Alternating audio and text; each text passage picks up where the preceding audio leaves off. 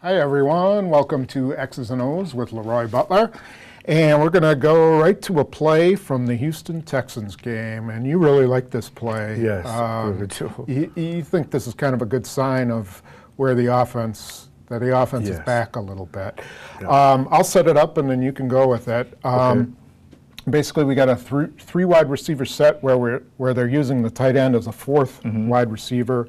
James Starks is in the backfield with Rodgers, and basically he's getting a cover 2 look, correct? Right.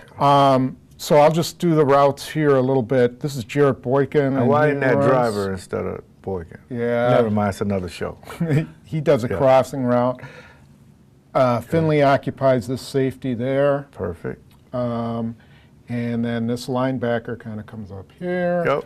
And James Jones takes his inside, right? Yep. And why don't you show what happens with Jordy Nelson? I think the biggest play about it, defensively, we used to call it a Dino route. And this guy, James Jones, is the key to it. Because if he's running a lazy route, this route will never work. But he has to pull 2 people to open up for 1 person. So it's a very unselfish route.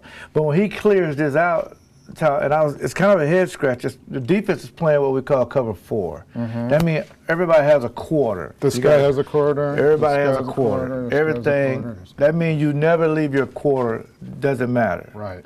So this linebacker is another key to it. He had to be a little deeper and just let these undercross, just let it go. But he jumped up on Boykin. Now here's what Jordy Nelson, to me, goes all the way back to the Super Bowl 2010. Use your leverage, your height, and your advantage of having great leverage. And I'll get to Rodgers in a minute. But the route is a route. He went in real sharp, out, right? And then in again. Now, to make this throw, you're going to have a guy, this DB sitting right here, and you're going to have the safety sitting there, and you're going to have the other DB sitting right there. That's 3 windows. It's a 7-step drop. But on this 7th step, Tom, if you don't have great protection here, forget about it. It don't matter who the quarterback is. And this line is giving up 21 sacks coming into this game. So you got to give them the credit as well, right? And guess what? You got Starks made a little thing into the game, so you got to be happy about that. He came out here. But the throw, when Jordy Nelson made, let me move so you can see that. When Jordy Nelson made his last move, Aaron Rodgers released that ball, that a throw, and just my opinion, not many quarterbacks would try it because I got to go over this guy, between this guy, and inside of this guy. So, but the part of the field is 21 yards. And every time Fritz Shermer, my defensive coordinator, says, any West Coast offense who throws a lot, when they get to the 20-yard line, be alert for Dino in the slot. And what happens to defend this route, which we know was a touchdown, when this wide receiver comes under, you leave Jermichael Finley man-to-man with the corner, and this safety pushes to the middle, and now this safety pushes here. Now you don't have this throw. And then this guy would come down, Boykin's coming this way, and this guy would come down and cover him because there's nobody here to cover. This guy would probably drop. And your throw will be the best matchup here or there, or you just throw it to the check down and you survive it down. Right. But, that's part of the whole equation as they're trying to attract a guy with this under route. That's why guys in there with more speed than Donald Driver. And then they're aware James Jones now is all of a sudden his favorite receiver. And this guy knows that. He's thinking that, right? So that causes him to take a step this way instead of worrying about Nelson. And then, like you said, boy, that throw was right on time. Yeah, I mean, you can tell when he wants to throw it, Tom, because when he lifts that foot up and throw it, I mean, the guy's is unbelievable.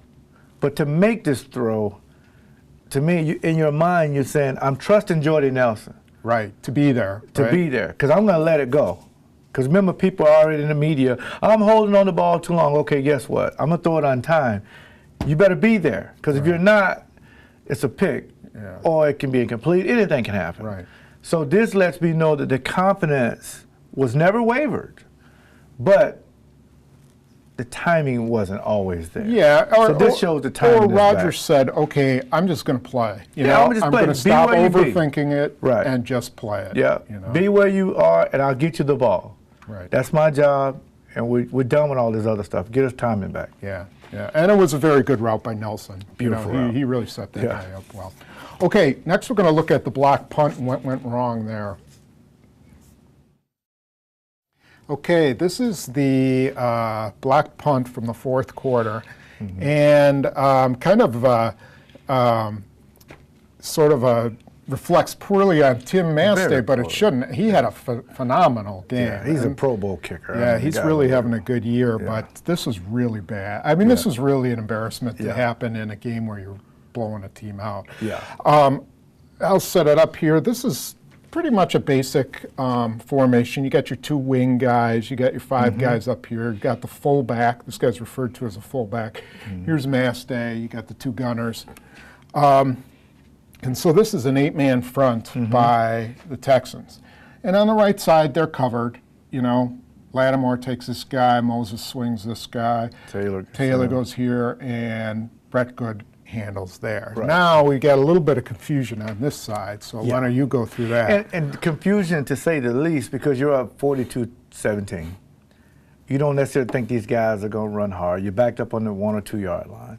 And it's a level to the communication with Kuhn and Crabtree, because these two guys, they got 8 on 8, but if we're going to do a man, and Slocum is very, I mean, he's very in tune to what's going on. So if you want to go zone, we block an area. We're going to go man, we got to say which man we're going to get. But the problem was, with these two guys, the personal protectors should get any free guy. Which guy you want to get? Well, this guy comes through, then Kuhn steps over and get him. Well, Crabtree looked this way, and people like he was going to get him. This guy come through and blocked the kick, and everybody else was fine. And I think what was the shocking thing was it was an easy pickup. All Crabtree had to do was block the guy in front of him, man on man, and you can get the kickoff. I mean, he'll probably, trust me, when he's backed up, he can kick it 50 yards and still preserve the win. But when you don't block the guy over you, you're thinking everybody else is man, and he's thinking zone. So you're thinking those are kind of attention to details that can get you beat. Right, right. And it was interesting because Slocum said that this was the very first coverage they practiced during the week. And it's the most simple one, really. This is the one they're going to see. Yeah, no guys looping around and all. I mean, because a lot of punts get blocked, Tom. This guy comes under, the guy loops on and come and blocks it. None of that. It was just basic. One guy looking at the score say, you know what, I'm still playing hard. And one guy said, well, you know what, I think it's zone. Man, I don't. And then the ball snaps. Right. Because he kind of froze. And, and well, anytime he took a step here, and this guy's coming this way, and he's gone. He's done. And you don't see that from Crabtree very much. But like you said, for a special team, that's something you don't want to see on film. Right, right. And you know, the interesting part is that they do have, because, you know, it's set up so that Brett Good has to reach here. Right. They've got it all set up so that Kuhn can handle his guy. It's really well designed. Now Slocum could say block, or you know, he can have Brett Good block back, Crabtree block back, and make it easier for Brett, but he's going to be right in the front of the kicker. Yeah. So you got to put him on the side where the kicker can get a free kick. I mean, you know, make sure everything is fine. I think they can fix it because it's so simple. Right. But for the most part, it's something you don't want to see on film because guys going to always try to block it now. Yeah. For our special teams that's been playing pretty well, that was a downer for them. Yeah, some of it are blemished, but they'll be fine. Okay. Great. Well, thanks for joining us again, and we'll be back next week after the St. Louis game with a couple more plays. Bye. See you then.